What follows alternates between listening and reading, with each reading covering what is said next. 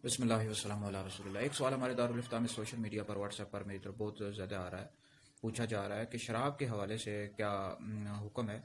तो देखें, शराब हराम है, गुनाह कबीरा है, बहुत बड़ा गुनाह है। शराब के हवाले से कुरान मजीद में बेशुमार आयात मौजूद हैं। शराब को हराम करार दिया गया और शराब पीने वाले से अल्लाह रब्बुल इज़्ज़त और उसका रसूल नाराज़ होता है। और इस हवाले से बेशुमार कुरान मजीद की आयात हैं।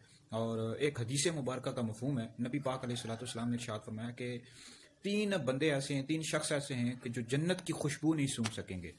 हालांकि जन्नत की खुशबू तो 500 साल की मुसाफत यानी सफ़र से आएगी, लेकिन तीन बंदे जन्नत की खुशबू नहीं सूंघ सकेंगे। उनमें से एक बंदा जो शराब का आदी हो, यानी शराब पीने का आदी हो, ऐसा बंदा जन्नत की खुशबू नहीं सूंघ सकेगा।